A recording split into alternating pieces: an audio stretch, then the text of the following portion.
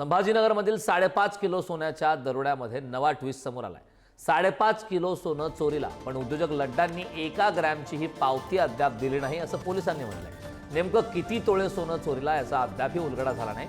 Amol खोतकरच्या encounter नंतर कारमध्ये 4.5 तोळे हे सोनं सापडलं होतं। कारमधील 4.5 तोळे सोन्याची माहिती एन्काउंटर नंतर का समोर आली नाही?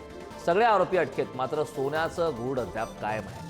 उद्योजक संतोष लड्डा यांनी दरोड्यात लुटले गेलेल्या 5.5 किलोपैकी 1 ग्रॅम सोन्याच्याही पावत्या अद्याप सादर केल्या नाहीत अशी माहिती पोलीस उपायुक्त प्रशांत स्वामी यांनी दिली। त्यामुळे या प्रकरणाला आता वेगळं वळण लागण्याची चिन्ह आहेत।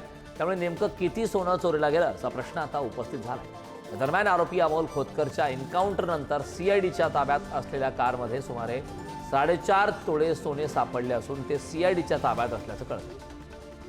या संदर्भात आता नेमक्या काय घडामोडी घडतात हे पाहणं महत्त्वाचं आहे। या संदर्भात ताजे अपडेट देण्यासाठी आपले प्रतिनिधी सचिन जिरे आपल्या सोबत जोडले। सचिन, आपण पाहतोय की एकीकडे खरं तर इतक्या मोठ्या प्रमाणात सोनं चोरीला गेल्याचं समोर आलं, मात्र अद्यापही लड्डांनी मात्र 1 ग्रॅम सुद्धा सोन्याची पावती पोलिसांना दिली नाही अशी माहिती पोलिसांनी दिली। काय माहिती आहे याबाबतची सविस्तर?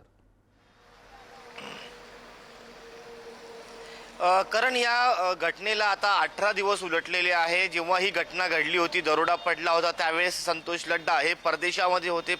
त्यावेळेस गुन्हा दाखल देखील झालेला होता। गुन्हा दाखल होऊन आणि परदेशातून येऊन त्यांना 15 दिवस उलटलेले आहे। तरी देखील अद्यापही या सोन्याची आणि चांदीची कुठलीही पावती पोलिसांना दिली गेलेली नाहीये।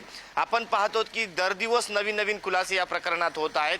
नेमकं सोनं किती गेलं अशा पद्धतीचा प्रश्न दस्तूर खुद पालकमंत्री संजय सिरसाट यांनी उपस्थित केला होता। आणि त्यानंतर आपण देखील म्हटलं तर हे 5.5 किलो नसून कोणी 10 किलो सोनं असल्याचं देखील म्हटलं गेलं होतं।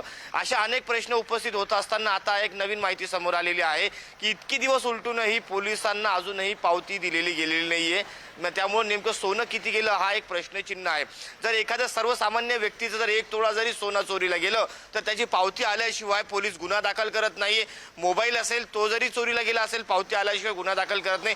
मग तब्बल 5.5 किलो सोनं चोरीला गेलं, हा गुन्हा दाखल पोलिसांनी केलं तरी कसं असा प्रश्नचिन्ह आता उपस्थित केला जात आहे। आणि दुसरा प्रश्न असा आहे, खरंच आता 5.5 किलो होतं का किंवा यापेक्षा अधिकचं सोनं होतं? हा सोनं लड्डा यांच्याकडे आला कोठून जर पावती नसेल तर? आणि जर त्यांच्याकडे एवढं मोठ्या प्रमाणात सोनं होतं तर त्यांनी घरामध्ये का ठेवलं आणि ते नौकरांच्या भरोश्यावरती का ठेवलं, तर लॉकरमध्ये का ठेवलं नाही? अशा अनेक जे प्रश्न आहे आता उपस्थित केले जात आहे। त्यामुळे लड्डा यांनी पावती न दिल्यामुळे आता संतोष लड्डा हे देखील अडचणीत सापडलेले आहेत। करण, नक्कीच सचिन, खूप खूप धन्यवाद या संपूर्ण माहितीबद्दल।